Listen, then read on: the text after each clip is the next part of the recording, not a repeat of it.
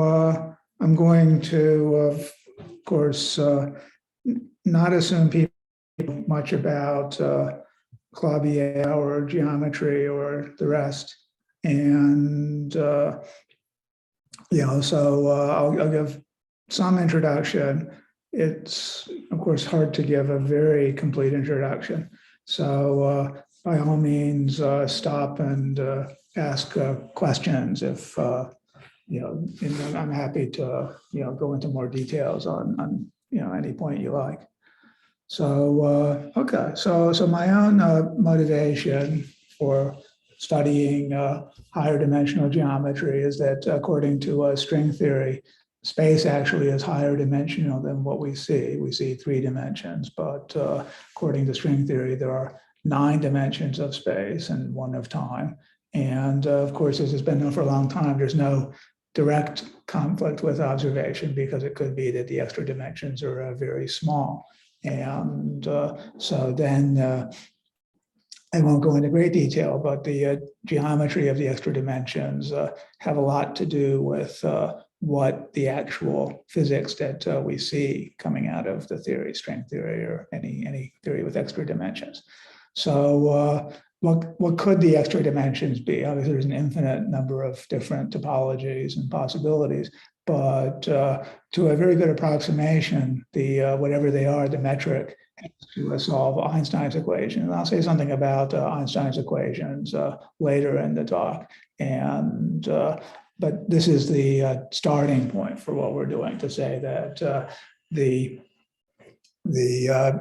metric should satisfy, again, to a good approximation, to vacuum Einstein equations with no extra matter. And so if you look at low dimensions, you might think that just forces, and it's true in low dimensions, the metric to be flat. But already in 4, and especially with 6 extra dimensions, there can be highly non-trivial Ricci flat metrics. And the best studied and probably the right one to describe our universe in string theory is one of the many Clavier manifolds. So I'll describe what those are and how we'll study them. Okay, so it's a complex Kahler manifold with 0 first Chern class for people who already know those terms. And of course, many people at the CMSA do, but many others either don't know it or don't know it well. So I'm going to spend some time in the talk explaining what that means. Okay, so we have complex geometry, we have Kahler geometry, and then Kahler geometry is, I'll say what it is, but there's already a strong motivation, even if you're not in string theory or algebraic geometry or the rest, for learning something about Kahler geometry, because it's really quite a bit simpler than Riemannian geometry, but it has a lot of non-trivial properties from the general case. And in particular, a simple type of curved geometry that people often talk about are homogeneous spaces, which in a sense, by definition, have a constant curvature. But these manifolds can have non-constant curvature. So and they're really the simplest general class that do have that.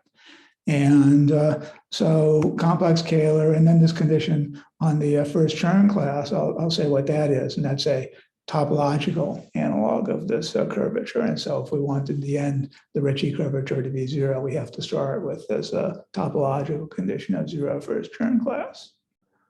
Okay, so I imagine everybody is familiar with the definition of a manifold.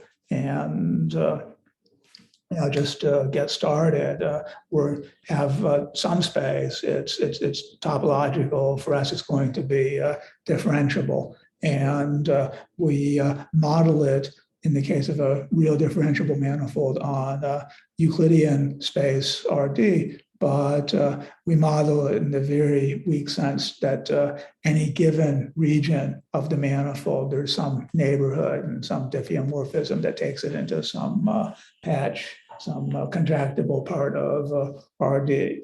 And then if we wanted to really define the manifold that way, we would introduce a set of charts, a set of open subsets that whose union is the manifold, and a set of these maps into subregions of RD for each of the charts. And so that's the most general starting point for geometry, differential geometry. And again, I'm going to assume people have certainly seen and worked a little with basic definitions in differential geometry, such as a vector field, which again locally is modeled on vectors and in fact on differentiation in RD, but can vary from point to point. A differential form, I've written the expression of a one form here, which is locally dual to tangent space, dual to the cotangent space, and a Riemannian metric, which is locally a two-index tensor, would be an explicit way of describing it, but it's the infinitesimal length element. Given a vector, it gives us a bilinear form at a point that allows us to define the length of the vector. Okay, so that's the starting point, and then there wasn't anything that forced the real numbers in this definition in real valued functions, and we could consider any field really. I mean even more general, but field definitely, and it should be a field that allows derivatives to do real valued functions, complex valued functions. And so now we're going to talk about spaces that are modeled on n-dimensional complex space. So we pair together from the point of view of real geometry, pairs of coordinates to be the real and imaginary part of half as many complex coordinates. And we postulate holomorphic maps, analytic maps from a region, any region of our manifold into Cn, and maps for which the anti-holomorphic derivatives are zero.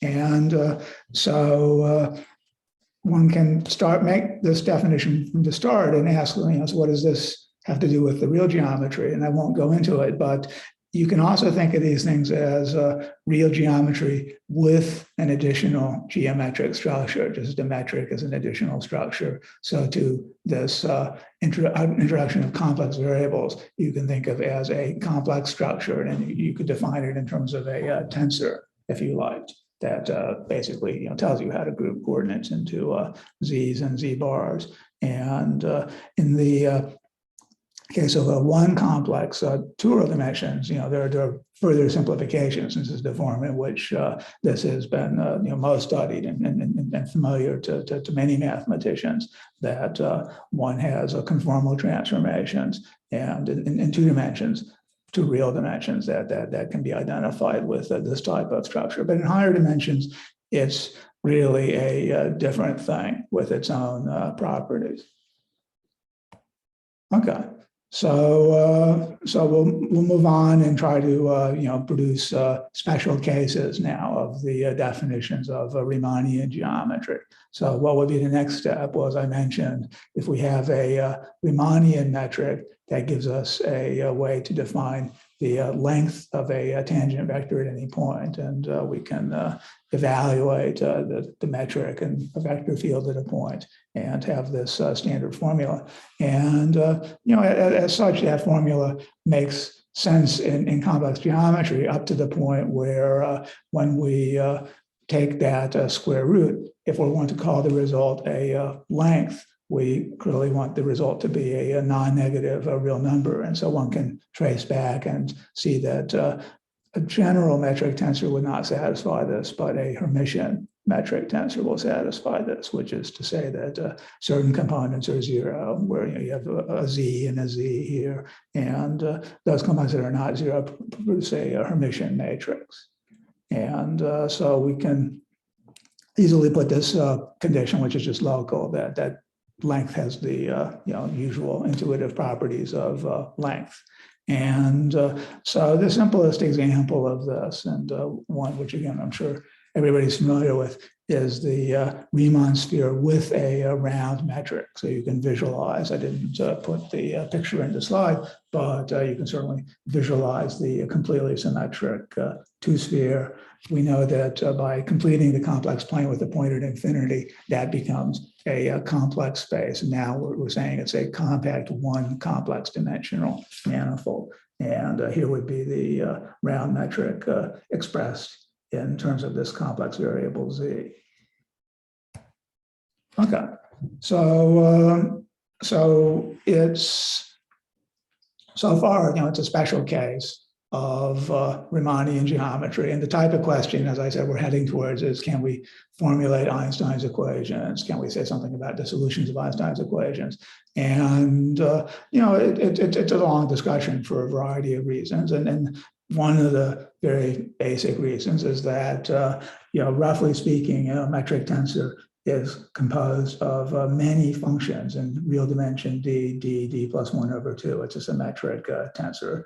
And then this, of course, has invariance. By changing coordinates, you can get equivalent geometries. You can have diffeomorphic metrics. And it's not that easy, in fact, to say what exactly is the definition of a metric as a invariant object.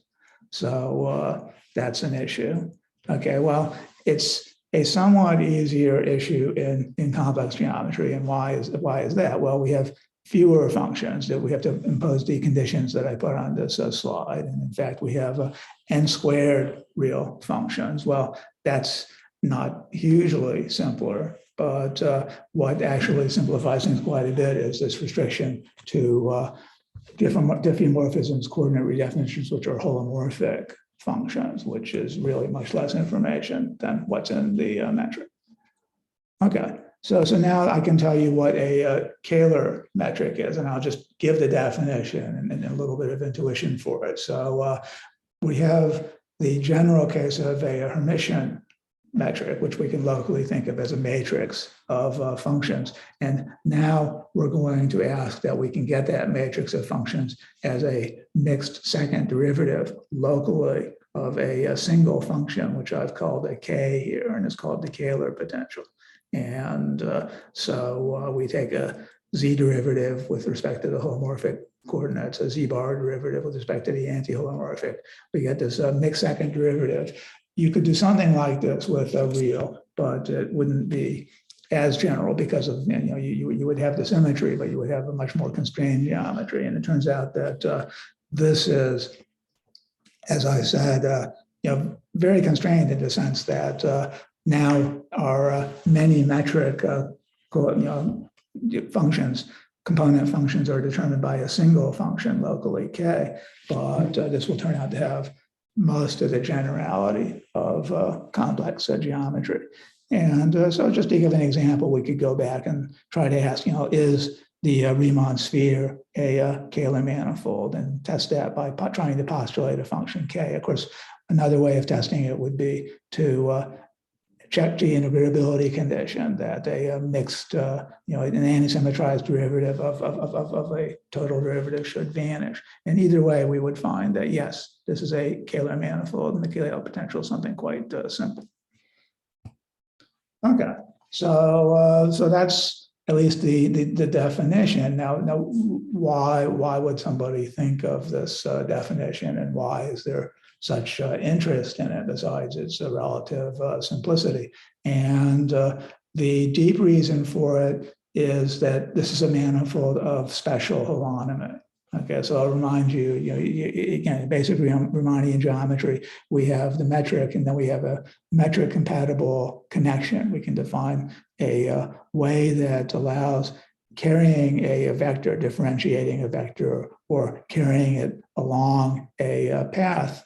And this requires more information than just the derivative, but one can postulate metric compatible connections, and with enough additional assumptions, one has, in fact, uniquely determined metric compatible connections, such as the Levi-Civita connection.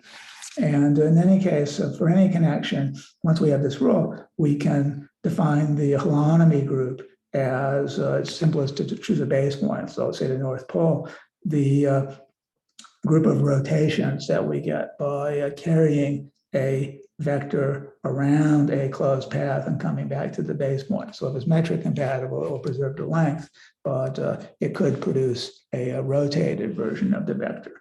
And an example where that's easy to see is, again, the two-sphere, that an intuitive picture and the Levi-Civita connection under round metric. You would get this. You carry the vector down, say the prime meridian, across the equator, up this other meridian, and you'll come back with a rotated version of the vector according to some angle, which in fact is directly proportional to the area enclosed in this case of the symmetric round metric. So that's the definition of a holonomy, and for a general curved manifold, you can get the whole group of rotations, the special orthogonal group in d dimensions.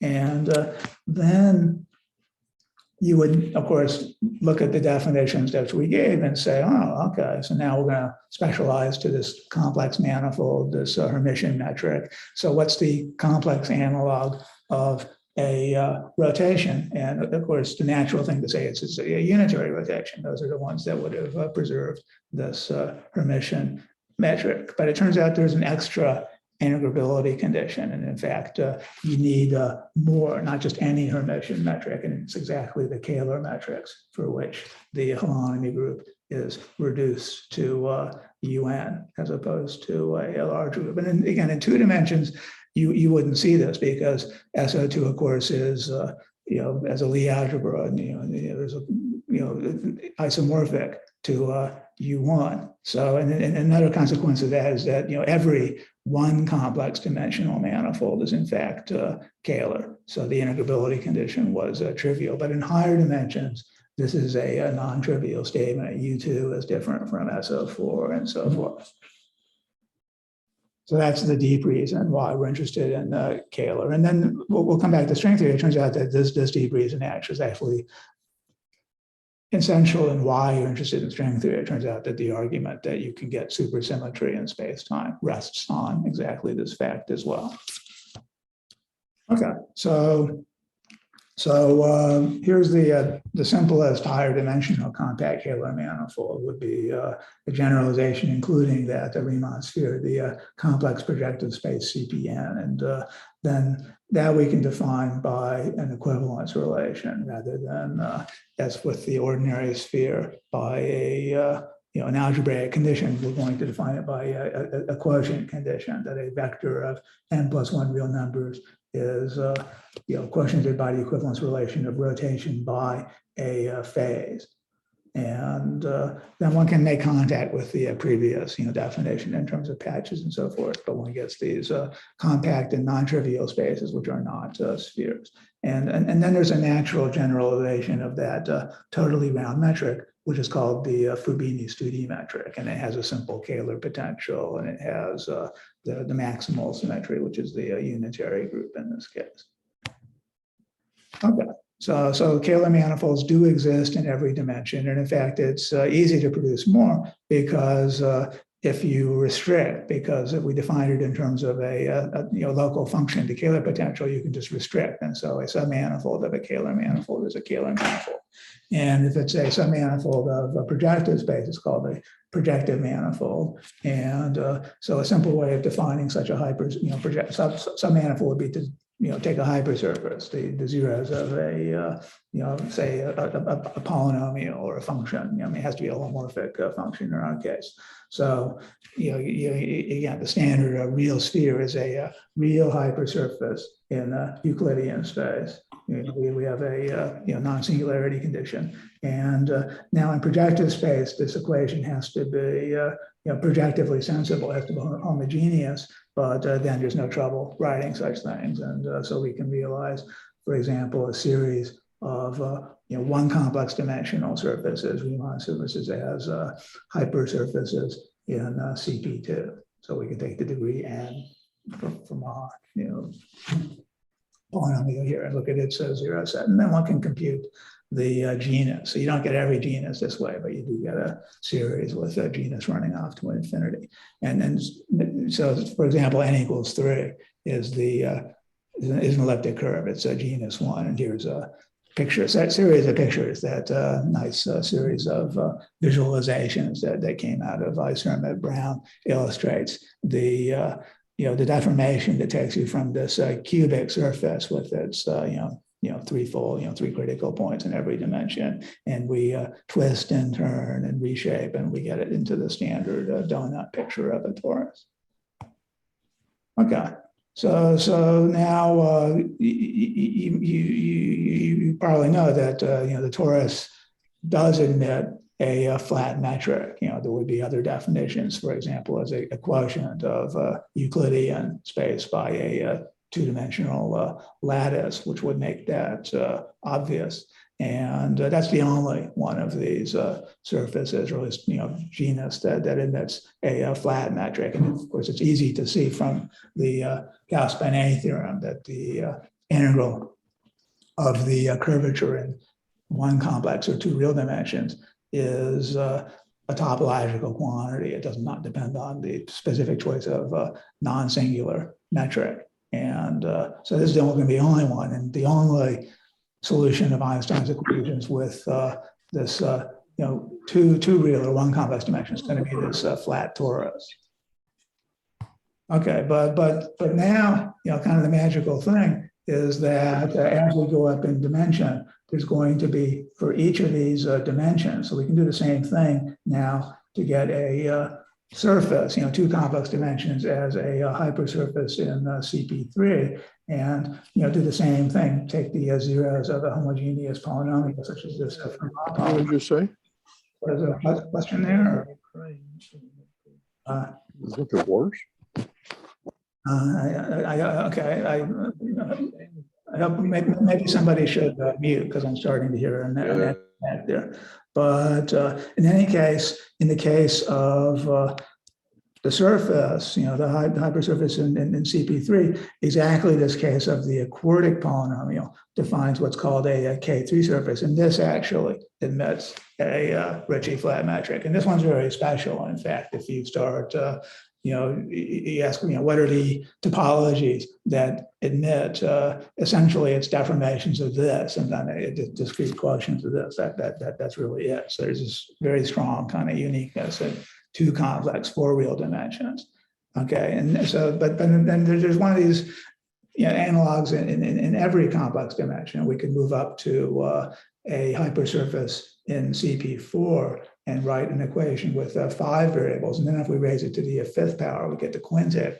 The Fermat quintic also has a Ricci flat metric. And so these are concrete examples of this exactly what I define to be Claude-Bial manifold, a complex Kahler manifold with 0 first Chern class. I'll describe the general definition of Chern class momentarily, but for now, this is it's easy to realize these things. The generic equation with generic degree isn't of that sort, but it's not hard to find equations that lead to hypersurfaces of 0 first Chern class, and then, as by Yass theorem, admits a Ricci flat metric. So in 3 complex dimensions, there are many such manifolds, but conjecturally a finite number.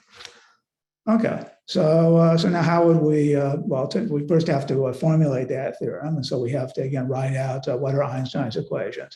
And I've written out the physics version of this, where we have a particular combination, which is motivated by the existence of conservation law, equals the stress energy. And then one can show that turns into just a Ricci equals 0. But the Ricci tensor is pretty complicated. It's like a whole chapter in teaching, course on general relativity, which I've done many times. It takes 2 or 3 weeks to actually, starting from the metric, motivate the definition of connection, Riemann tensor, Ricci tensor, and then it's kind of complicated.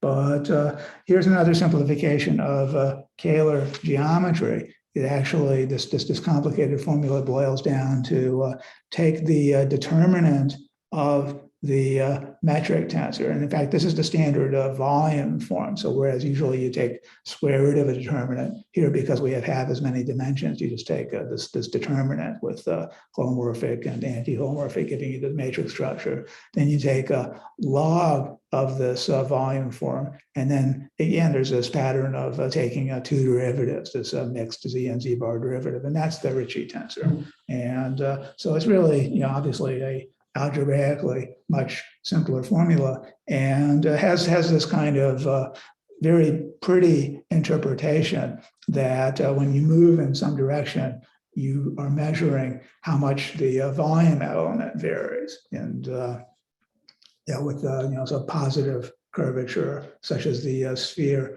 there's a sense, and although there's a symmetry, there's still a sense in which as you expand out, obviously the area of a contained within a disk is less than it would have been in Euclidean space, and it's exactly that number is being measured by the Ricci tensor. How much is the volume element less than or greater than it would have been locally in Euclidean space?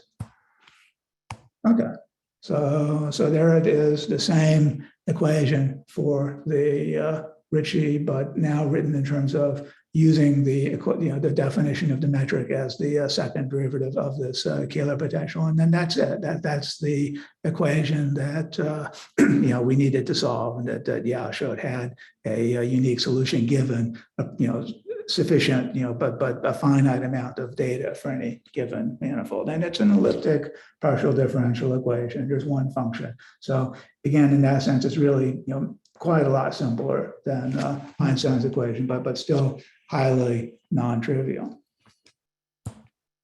Okay, so what are the conditions that we need to solve that? And again, the most basic condition is that we can start, as I told you, if it's a projective manifold, you can get it as a submanifold of projective space. So you just restrict the Kahler potential and the metric. So there's only a metric, but that metric is not likely to be, and certainly if you start with Frobenius, it will not be Ricci flat. But you always start with some metric, and so now you start making continuous deformations of that metric. And in some sense, you have one function k that you have to vary to satisfy one condition, this equation. And so at least locally, there should be no obstacle. But there is a global obstacle, which is that the second derivative here is a total derivative, and that means in very concrete terms that its integral is invariant under continuous deformations of the argument of the derivative. But and of course in more general terms, this defines a cohomology class, and the cohomology class is unchanged under varying the metric and thus varying the Kahler potential.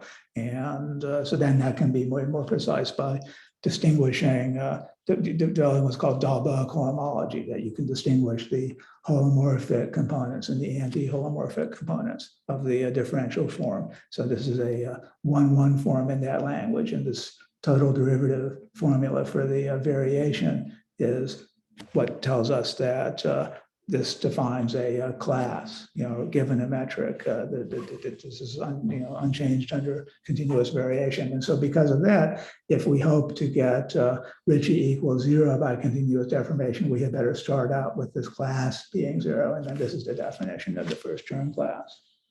And then I won't go into, but there are simple formulas using algebraic geometry that, basically coming back to the hypersurface definition, you would use the decomposition of the ambient tangent bundle in terms of the tangent bundle on the hypersurface plus the normal bundle of the hypersurface. And then you can relate the normal bundle to the degree of the equation. Okay, so Yao proved that really there are these solutions to Einstein's equations, and it's by far the most intricate solution that we know to Einstein's equation. In fact, it's so intricate that we don't really have such good ways of working with it. Certainly we can't write down some sort of an equation like log a function of the z's or something like that. And on the other hand, as string theorists and as mathematicians, we're very interested in working with these metrics and having, some sort of explicit form. And so that brings us to the idea of developing numerical methods.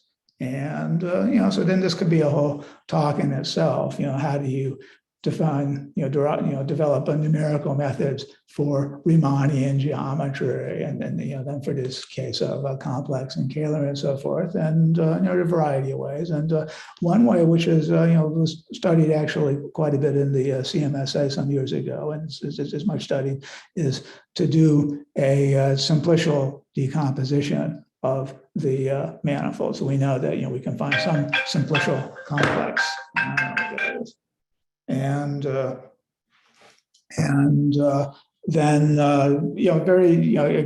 very interesting story, and in fact not what we're going to do, though again has its own benefits and advantages. And rather what we're going to do is we're going to start off from this observation that the manifolds that such as the quintic, the ones that were typically interested in string theory, and you could even show in generality, have natural embeddings into higher dimensional spaces, such as the hypersurface embedded in the ambient projective space. So what we're going to do is we're going to postulate a simple family of metrics on the ambient space, and then pull those back and then get a parameterized family of metrics. So we're then going to define the metric, the manifold itself, just in terms of the equation. So for example, for the quintic, we're granting, well, we know the equation.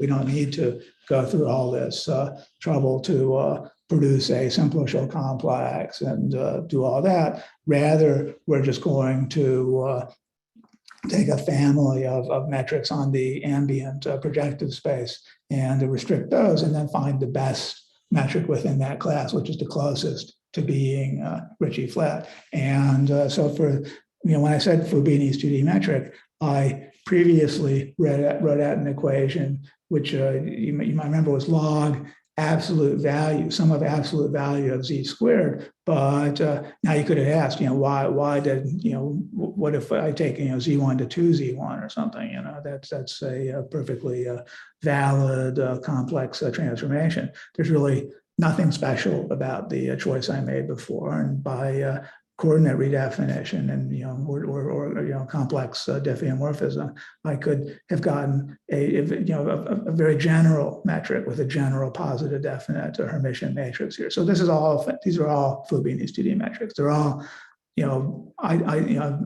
related under complex homomorphic transformation as metrics on projective space. So in that sense, there's a unique Fubini's 2D metric. But once we restrict it to a hypersurface, then these restrict to different metrics on the hypersurface. So we can say this is a family of metrics with n+1 squared real parameters, the matrix elements of this Hermitian matrix. And now we can say, well, what's the best one that is the closest, in some sense, to being Ricci flat? Okay, so that's the approach we're going to take. But of course, you might complain that if we only have, so here we had 25 parameters for this Fermat quintic that we were interested in string theory. That's not that many parameters to define a approximate metric, and we're not going to get a very good approximation to a Ricci flat metric. So we need to do something better than that. We need to postulate some series of families of Kahler metrics with more parameters, but it's actually easy. And this I'm giving a pedestrian way to do that. There was nothing really saying that we had to have a linear or this sesquilinear function with a single z and a single z bar. We could take higher degree polynomials. Now one can show that it has to again be bihomogeneous in the degree and z bar to satisfy, so again, this was then to be interpreted on complex projective space defined as a quotient. So to get a sensible quotient, these have to be bihomogeneous in these 2 degrees, but that's the only condition. And so we can replace this 25 or n+1 squared dimensional family of metrics with number of these polynomial or monomials squared, so an arbitrarily, and then we're growing with the degree. And then one can show that this family of metrics becomes dense as you take the degree to infinity in an L2 sense. So that's perfectly good as far as finding some nice family of metrics that we could then look for the best approximation to Ricci flat. And then, this is very much in passing, but this is also a point where even if your original interest, maybe, you don't care about geometry and Ricci flat, maybe you care about statistics, maybe you care about some other type of approach, some data-driven approach. Nevertheless, at this point, you can actually make contact that there are a lot of things that you can say about embeddings of data sets that minimize natural functionals on this, and so there is a large point of contact that we could get into, but the again, and from that point of view, again, a very natural one is to take the eigenfunctions of the Laplacian on a manifold, defining an embedding. And this is very much in that spirit, but these are holomorphic functions on the manifold. So we don't have to know the metric a priori, we just have to know the complex structure.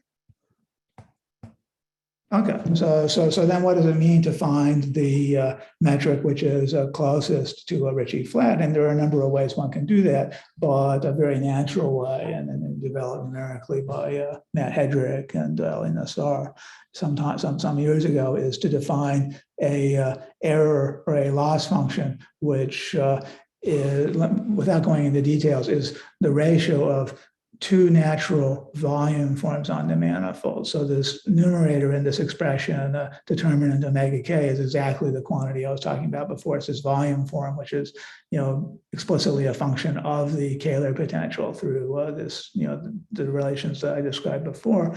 Now, what is big omega? Big omega is a holomorphic n comma 0 form, which is special to the case of having a zero first Chern class, so special to the Calabi-Yau manifold that I talked about. And one can write an explicit formula, for example, for a concrete construction like a hypersurface. There'll be a concrete formula for this preferred holomorphic form, unique up to overall scale on the Calabi-Yau manifold. And then one can show, basically by integrating the equation that I put on the previous slide, that these two volume forms have to be proportional, and in fact with a known constant of proportionality that for a Ricci flat metric. And so that's a natural candidate for the loss function. Just look at the ratio of these forms and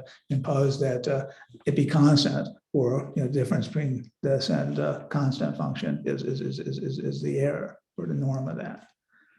So that's a natural loss function. That's how we're going to solve the problem numerically, and then one can do this type of thing, calculate the norm by Monte Carlo in physics terms, or in other words, sample the value of the function at points and estimate it using the sampling. Okay, but so this was all kind of ideas and computational technology developed about 15 years ago, and so it works, but it has this big and in fact very standard problem of numerical PDE, which is that if you increase the dimension of the space that you're interested in, on which your functions live, the number of coefficients that you need to describe your functions grows as some number raised to the power of the dimension.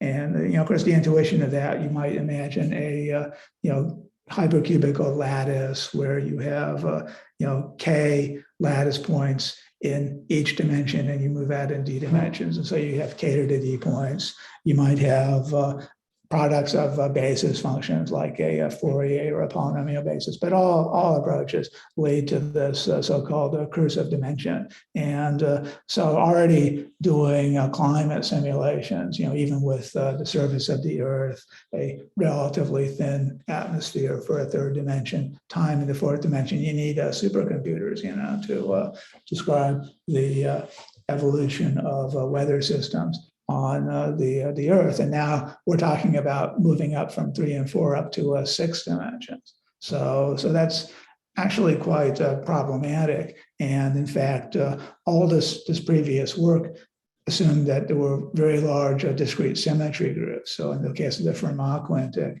we could exchange the coordinates and get a S5 symmetric root symmetry. We can rotate by fifth roots of unity and preserve this equation. So we get further discrete factors. And then one took advantage of that to reduce this very general type of ansatz to a much smaller, the asymptotics would still be the same, but for realistic values of this degree, like 10 or 20, you would get hundreds of coefficients only after imposing this discrete symmetry, and then those were what the previous results looked like.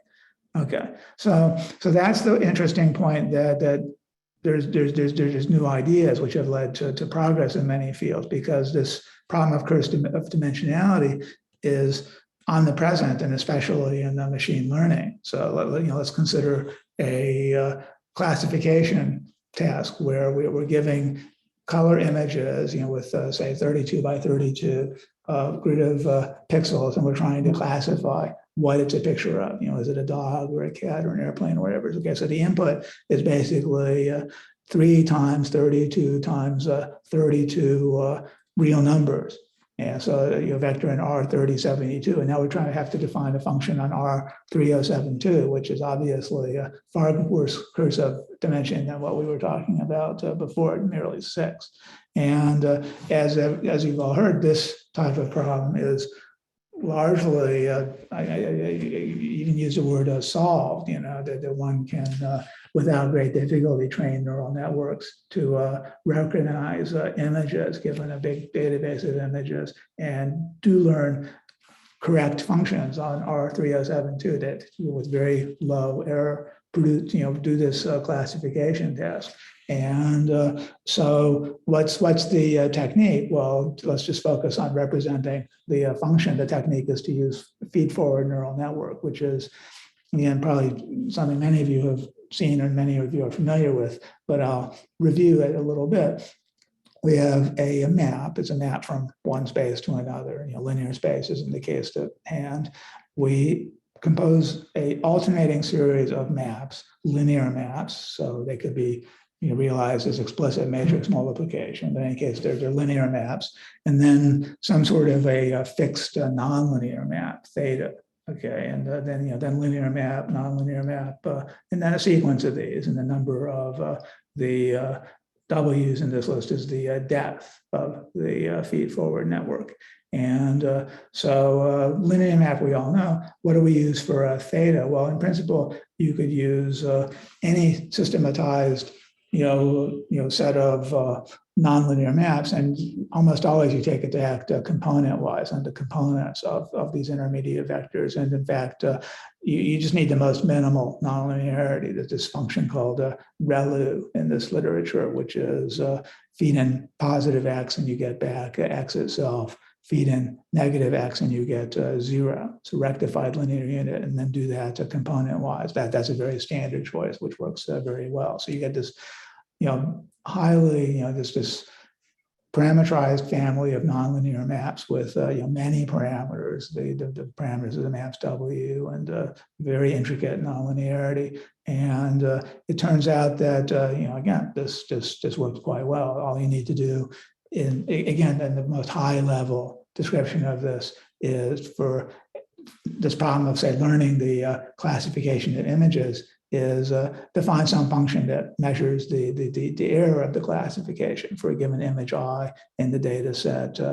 Let's count the number of times it makes a mistake. That's the loss function. And let's just try to minimize that. And And so, again, could be, of course, a whole talk on interesting mathematical questions that come out of machine learning. But how are we going to use it? Now bring it back to the problem at hand. Well, this is the repeating the material that I just described, and the way that we'll use this is to, of course, replace our previous general ansatz that constructed the Kahler potential in terms of these polynomial, homogeneous polynomials, or more generally, sections of a given line bundle on the manifold, with a feed-forward network that has the same homogeneity property. Okay, so we're going to replace, say, degree k polynomials in this SI, in this expression here, with some output of some feed-forward network, but homogeneous of degree k. And so if we go back to the expressions here, well, linear clearly preserves homogeneity, but now we need to ask that the activation function, that's usually called the nonlinear function theta, acts in a homogeneous manner. Okay, and well, there's an obvious choice and an obvious simplest choice, which is that we just take the nonlinear function to be raise the input to a given degree, or most simply just square the input. Okay, so we have a neural network similar in spirit to these ones used for classifying images and doing the rest, but instead of using a non-analytic function like ReLU, or a complicated function like tanh is a popular thing, we're going to use a homogeneous function like z goes to z squared. So that's what's called a quadratic feed-forward neural network. It is also studied in the machine learning literature, but not so much used there for a variety of reasons that polynomial interpolation tends to have problems. But for us, in this problem of complex projective geometry, it's exactly what we want. We want feed-forward networks for which the activation function is homogeneous, and in particular quadratic. Okay, but then there are two natural. Sorry, can I ask a question? Of course, please. So in the quadratic case, you said they were also using that in standard machine learning algorithms? Because yeah. If you look in like TensorFlow, you'll find. I just want to say you lose the interpretation of an activation function in that case, right? No. How do you think about it? Function. It acts component-wise, and each component gets you take the number and you square it. It's perfectly valid. No, sure, but activation function is something that roughly interpolates between 0 and 1, right? Well, yeah, but nevertheless, people use it. And if you go to the TensorFlow manual, you'll see it's there.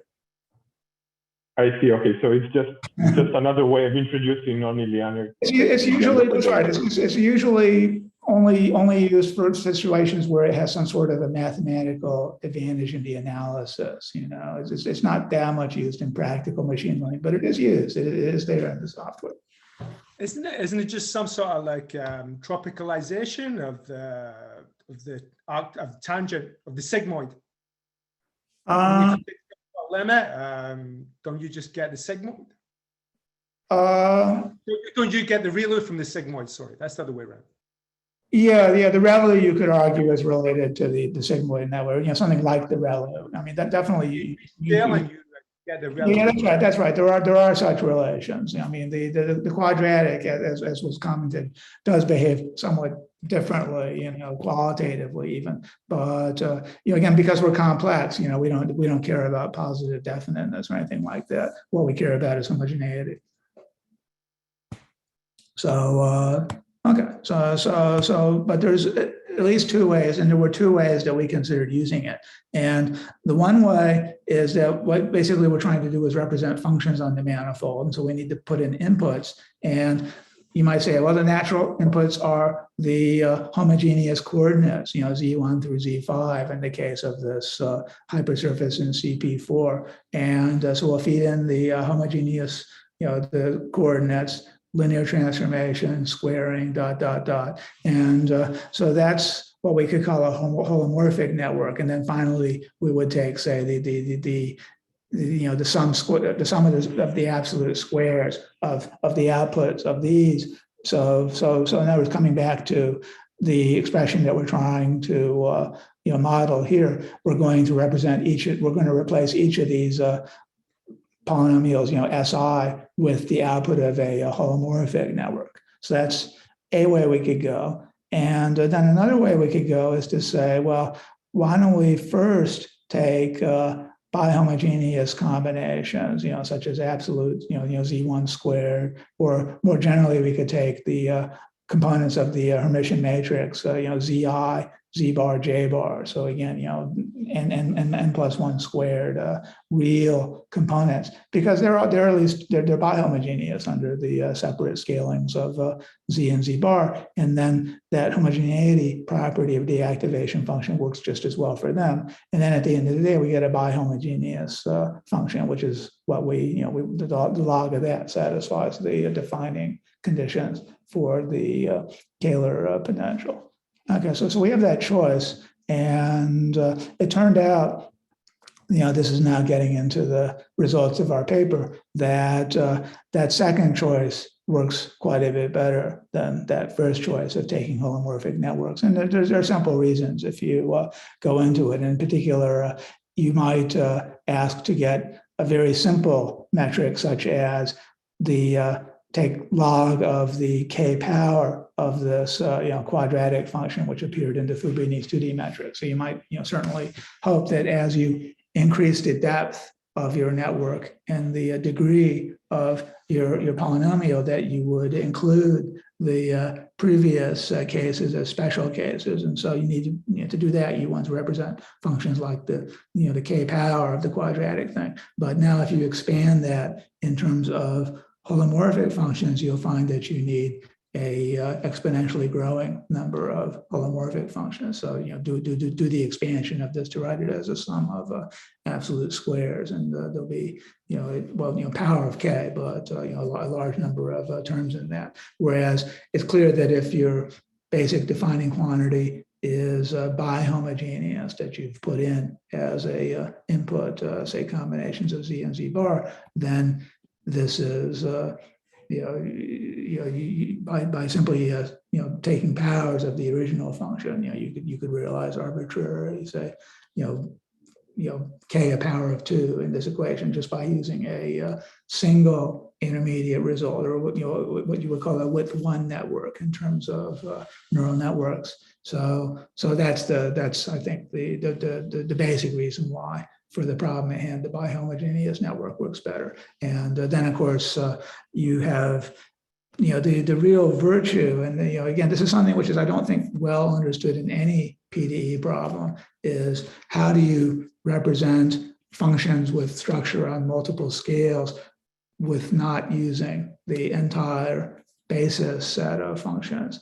And again, it's easy to come up with at least examples that show that it's possible. You could take a Kahler potential, which is log of the term that I've written here, the k power of the quadratic, plus another term, the original homogeneous coordinate z dotted into some fixed vector w, and then raised to a power. And you can show that this is a function with a sharp peak in the projective space, and so restricts to a function potentially with a sharp peak on the manifold of interest. But adding together these two terms and taking the log, you still only needed a network of width 2, and then you can imagine for a width w or network, you could get w such terms. You could get terms that interpolate. So it's clear that the network has the capability to represent functions that have structure on multiple scales, which is what you generally want to have in solving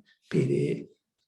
Okay, and so it's just for concreteness, here's the types of functions that you would get from the bihomogeneous network at depth 2. So we've applied the linear combination of inputs squared at once, linear combination. Similarly, with the 3-layer network, we have another squaring and another linear combination.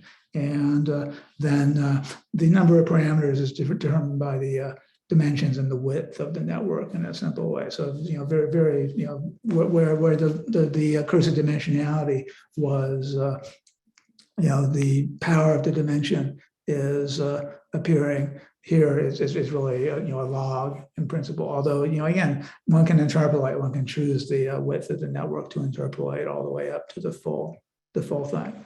Okay, so I wanted to give it's been about an hour, and I wanted to give a sense of the ideas, and I'm just to conclude. I'll say a few things about the results of a paper I wrote over about a year ago now with two Stony Brook students making this precise. And there's another single author paper that explains this in somewhat more mathematical terms.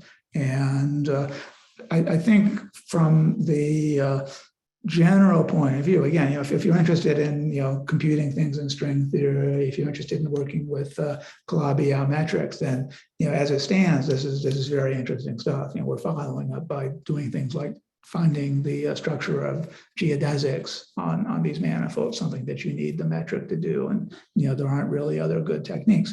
But from the more general point of view of understanding the framework and perhaps making contact with questions that people talk about in machine learning, there is this very general question that I've given a few references at this point in the talk of, to what extent can you solve the cursive dimension by representing the functions that will come up in practice with ansatz with many fewer parameters? And this is really, I don't think there's any consensus about this. I mean, what's very clear is that if you are talking about equations in very high dimensions, such as you might get in, the Schrodinger equation in quantum mechanics, and the PDEs of control theory, there are many cases where the dimension, it becomes really very large. Then it's clear that you can represent useful functions using many fewer coefficients. And roughly, and in fact, the paper of Wayne and E and the collaborators makes this precise for the same reasons that Monte Carlo, you can replace more conventional numerical error estimates with variance estimates, that the error of a Monte Carlo integral for, in some sense, a typical function. That's the real non-trivial point, but under some definition of typical function, the error is determined by the variance, and so that's in high dimensions the best you could do. But in the case at hand, although that's true, we actually got I consider pretty reasonable evidence that if you have features on multiple scales, you do need coefficients on multiple scales, and the general function that approximating the general function, the neural network's not any better. You need just as many coefficients to describe it with a given error bound. And I'll show you this pretty figure, which is comparing the blue, the green dots are the errors of representing Ricci flat metrics as a function of the x-axis is the distance to the singularity, the limit where the metric would have become singular, typically a conical singularity, and then the log error on the y-axis. And so the pink dots here are some estimate of the best you could do if you just took the general calculation without a neural network. The green dots are a wide network with as many parameters pretty much as the general thing. And the purple dots are a network with a smaller width, 70 instead of 300, that really does say as a factor of 20 fewer coefficients. And you can see that to the extent that you are not close to the singularity, the right-hand side of the diagram, and you don't need to represent a big ratio of scales. The purple network suffices, but as you get closer to the singularity, as you need to represent structure with a larger ratio of scales, its accuracy does not match the best. And so that's an example of evidence that to match these best possible results, you need as many coefficients. But again, that's I think a very open question that there's no solid mathematical result out there. So that's an example of a more mathematical question that on the method. So okay, let me stop there. And this is again the idea is if you're interested in perhaps other questions, how does the software work? That could be another discussion. We have software that one is on GitHub that one can download, and be happy to explain that. Okay, so I'll stop there.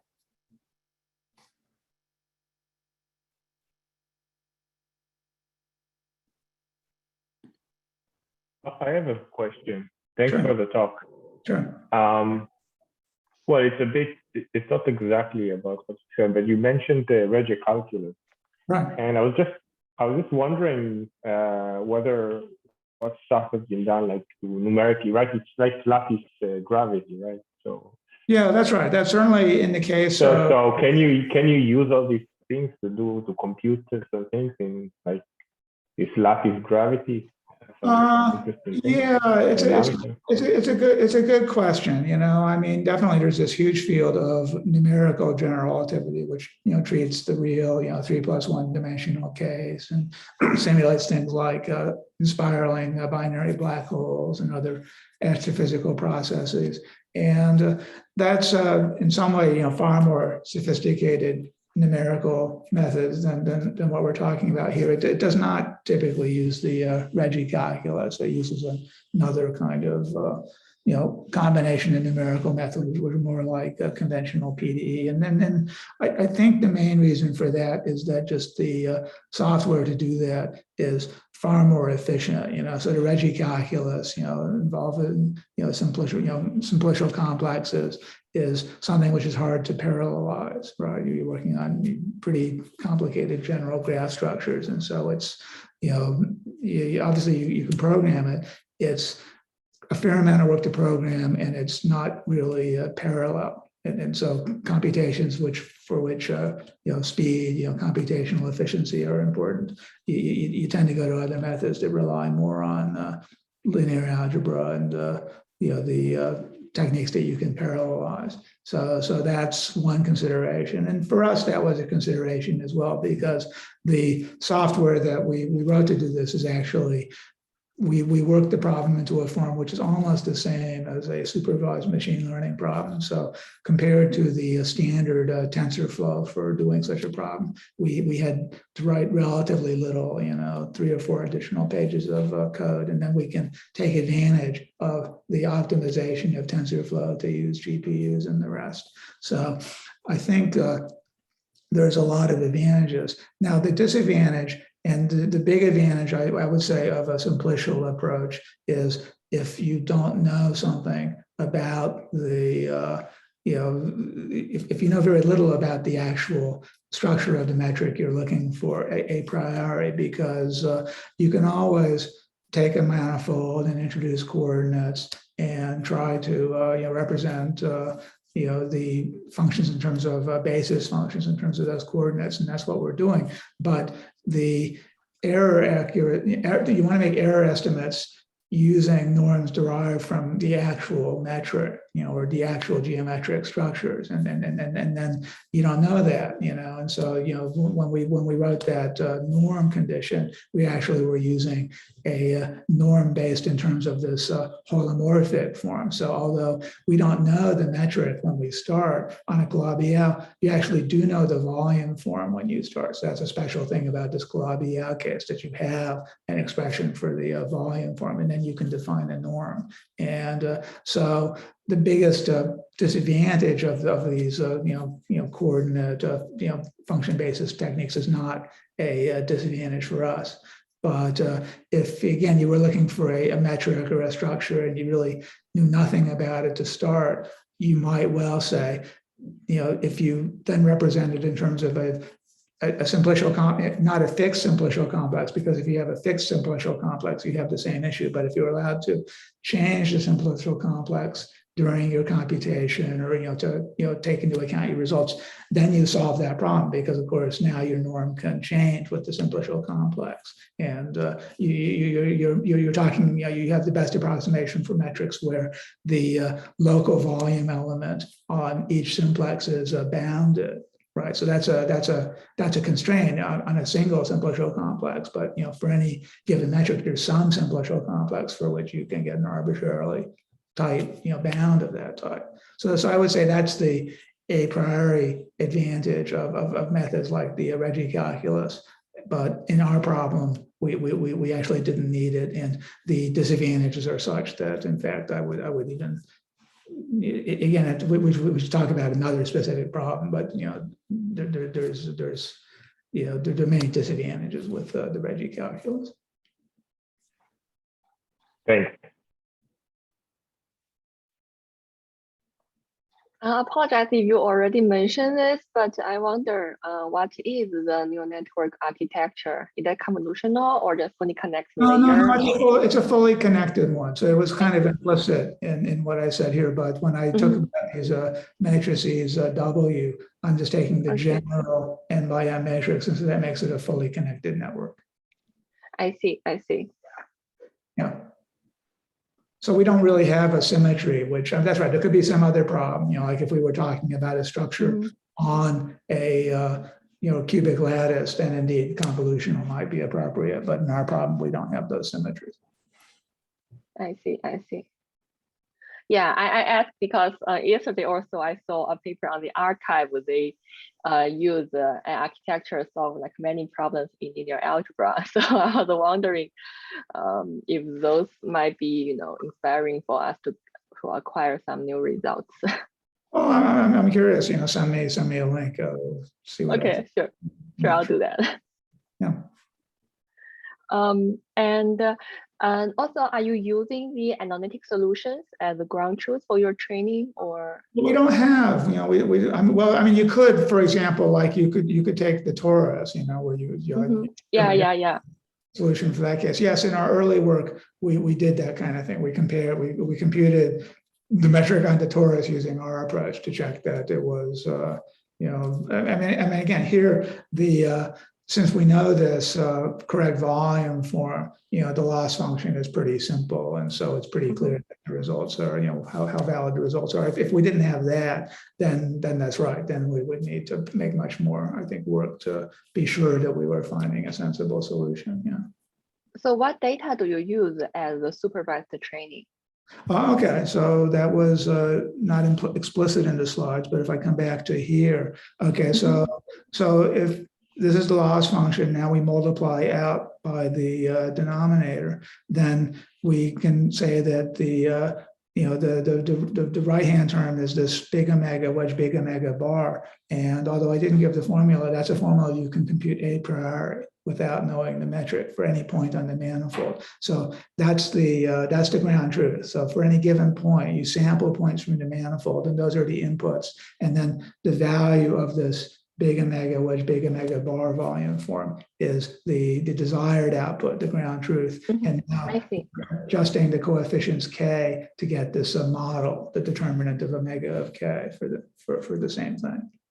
Wait, isn't this analytic solution? No, there's no analytic solution. So what there is again, we use an ansatz, which is in the simplest case, we take let me come back here. So we take the general polynomial of homogeneity, k in the z's, k in the z bars, the general matrix of coefficients here, and then get this Kahler potential. But then all we're going to get is numerical results for the optimal coefficients. We're not going to get something with a nice analytic expression. I see. Thank you. Yeah. I mean, there's one case, there is this interesting work on representing, certainly there are analytic results for non-compact Calabi-Yau metrics, and that would be maybe an interesting thing to make contact with, but then we would need to put boundary conditions on our calculation, which we didn't do yet. But there is one interesting work that I know which proposes an analytic expression for the K3 metric, the two complex dimensional space, and that's this work. In fact, there is a group at Harvard that's worked on this, but it goes back to ultimately work of Greg Moore and collaborators and Andy Knightsky and so forth.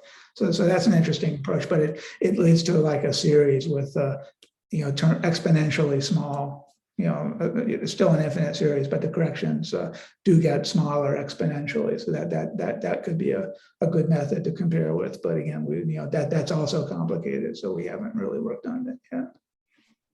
I see. Thank you so much. Sure. Do we have any other questions from other people?